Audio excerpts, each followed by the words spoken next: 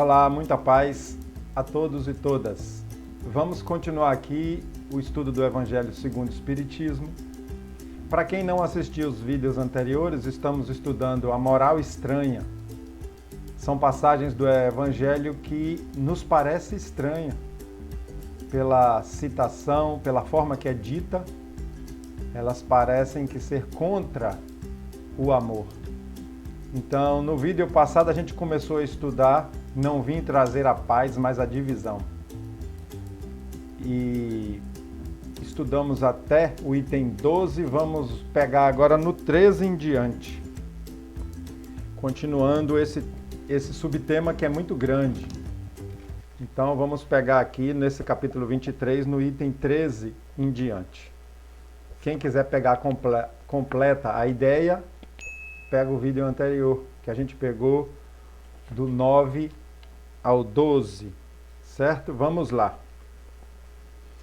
Jesus vinha proclamar uma doutrina que solaparia pela base os abusos de que viviam os fariseus, os escribas e os sacerdotes do seu tempo. Solapar é destruir, estremecer. Então, Jesus veio falar de uma doutrina do amor que ia destruir, estremecer as bases do que viviam os fariseus, os escribas. Cá no início do Evangelho, eles citam a característica de cada religioso desse, de cada povo desse. Por isso que ele não estava sendo bem aceito pelos doutores da lei e nem pelos governantes. Vamos lá. Imolaram-no, quer dizer, mataram Jesus por isso. Imolar é matar em sacrifício a Deus. Então eles acreditavam que matando Jesus estavam fazendo um bem para Deus. Imolaram-no, portanto, certos de que matando o homem matariam a ideia. Né? A ideia era isso, era acabar com todo aquele ensinamento matando Jesus. Esta, a ideia, porém, sobreviveu porque era verdadeira, engrandeceu-se porque correspondia aos desígnios de Deus, e nascida num pequeno e obscuro burgo da Judéia. Burgo é um pequeno povoado, Então nasceu ali num pequeno povoado em volta da Judéia que era a capital, e esse pequeno povoado que eu consultei significava ali Jerusalém, Belém, Betânia, eram os burgos em volta da Judéia. Então nasceu nesses pequenos lugares, pequenos povoadozinhos, Jesus andou muito por ali, e foi plantar seu estandarte na capital. Esse estandarte significa Boa Nova. Então Jesus pregou ali nas cidadezinhas pequenas, em volta, Judéia, Jerusalém, Betânia, e depois isso foi para a capital, os ensinamentos de amor dele. Mesma no mundo pagão, na capital mesma no mundo pagão. Em face dos seus mais encarniçados inimigos, daqueles que mais porfiavam em combatê-la, porque subvertia crenças seculares, a que eles se apegavam muito mais por interesse do que por convicção. Então ele foi para a capital, onde estavam ali os maiores opositores dele, os maiores inimigos dele, e essa crença, essa divulgação que Jesus veio trazer, estava incomodando tanto os líderes religiosos das tradições judaicas, das literaturas de Moisés, como os governantes, porque ele estava libertando as consciências, estava ajudando o povo a crescer. Luta das mais terríveis esperavam aí pelos seus apóstolos. Foram inumeráveis as vítimas. A ideia, no entanto, avolumou-se, quer dizer, cresceu, ganhou corpo, avolumou-se sempre e triunfou, porque como verdade sobrelevava as que a precederam.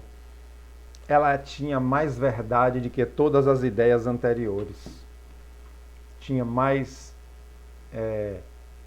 forma de convencimento com a verdade. Eu acredito que é assim que está acontecendo agora com a doutrina que os espíritos trouxeram. Não que uma doutrina seja melhor do que a outra, mas que Cada uma tem um momento propício. Cada uma vem no seu tempo, faz seu papel e não é mais necessária. Como uma criança que aprende a somar, dividir, multiplicar. Aquilo no momento é muito importante, precisa aprender, precisa fazer exercício. Depois que aprendeu e já sabe fazer com facilidade, tem que vir coisa nova para crescer mais. E acho que esse é o papel dos ensinamentos dos Espíritos. Veio trazer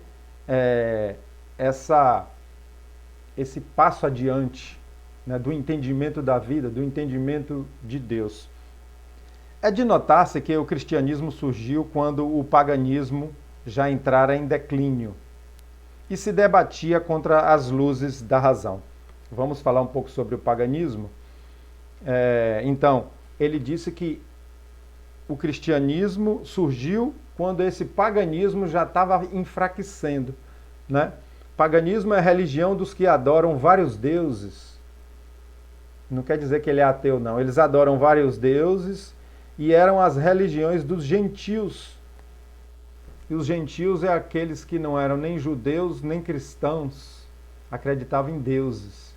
Teve uma época que Jesus mandou os apóstolos pregar e quando eles saíram falou, não vá aos gentios, vá ao povo de Israel que já está preparado. Quer dizer, não porque Jesus excluiu os gentios, é porque aquele não era o momento para que a mensagem chegasse aos gentios. Então o cristianismo surgiu aí. Não foi Jesus que deu esse nome cristianismo, claro. Né? Depois que ele morreu, Paulo achou que deveria ter um nome e criou esse nome cristianismo. Eu agora fiquei na dúvida se foi Paulo, mas eu acho que foi ele. Ainda era praticado pro forma, o paganismo, né? Praticar uma coisa por forma é manter só por formalidade, sem muita crença, sem muita honestidade. Isso é que é praticar pro forma. A crença, porém, desaparecera. Apenas o interesse pessoal o sustentava. Quer dizer, esse paganismo estava sustentado só por interesses pessoais. O que é a pessoa ter interesse numa doutrina, numa crença? É usá-la para dominar, para tirar proveito de um povo ignorante. Ignorante no sentido de não conhecer, né?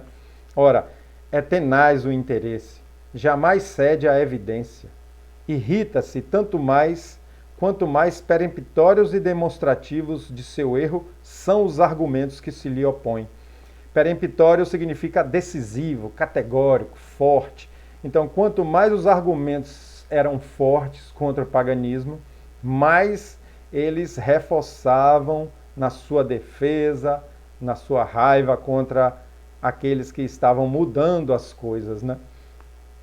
Sabe ele muito bem que está errado, mas isso não o abala, né? O pagão, porque acreditava em vários deuses.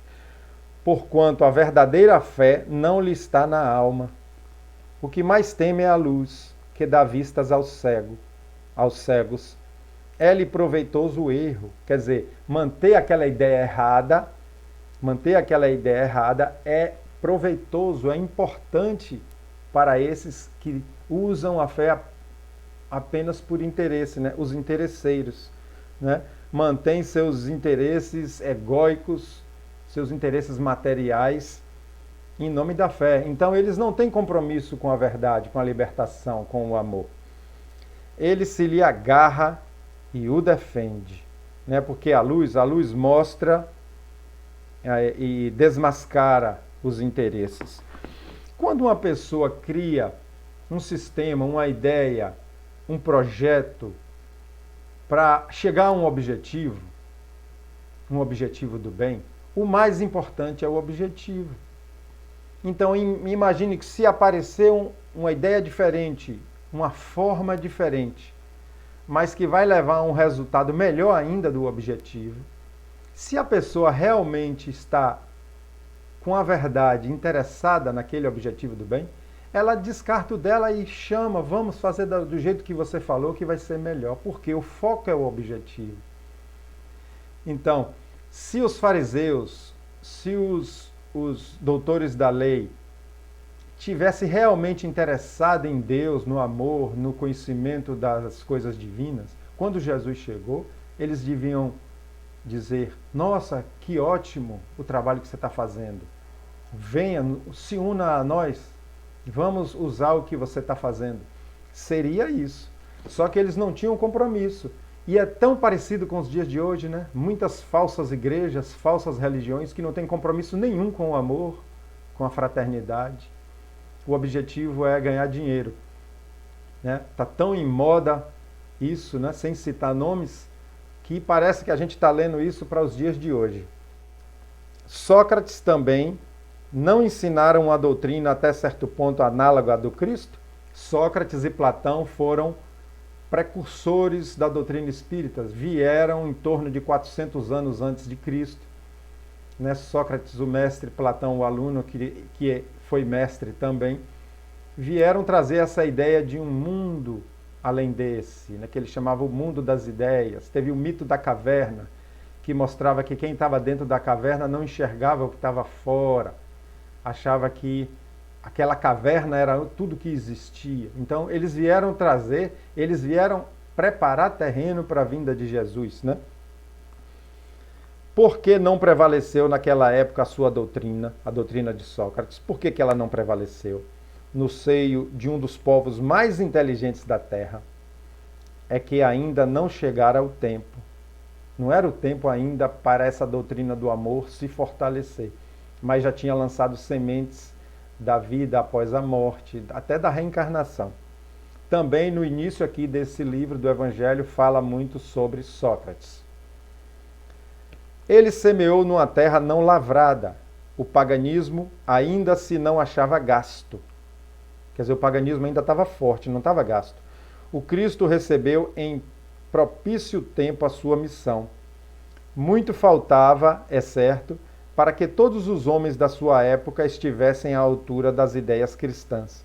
Mas havia entre eles uma aptidão mais geral para as assimilar, pois que já se começava a sentir o vazio que as crenças vulgares, quer dizer, as crenças comuns, deixavam na alma. Já estava começando a ter uma necessidade de ir além daquelas crenças vazias, as crenças que não convencem mais. Sócrates e Platão haviam aberto o caminho e predisposto os espíritos. Então ele até fala aqui para ver na introdução, né, sobre Sócrates e Platão, os precursores. Vamos deixar aqui por causa do tamanho do vídeo. Não é bom fazer grande demais. E ainda vamos pegar na semana que vem, na quinzena que vem ou na semana que vem, mais sobre isso. Mas essa hoje foi bem esclarecedora, não foi? Sobre essa coisa de não vir trazer a paz, mas a divisão. A gente vê que aqui são conflitos, são divisões. Tanto que mataram Jesus, mataram Sócrates, condenaram Sócrates inocente, condenaram e mataram Jesus inocente, porque vieram trazer o bem para os pobres, para os perseguidos, para os injustiçados, estava complicando a vida dos governantes, dos líderes religiosos interesseiros. Que Jesus abençoe nossos lares e nossas famílias. E que fluidifique a água que porventura você botou aí em cima de sua mesa. Que assim seja. Até o próximo.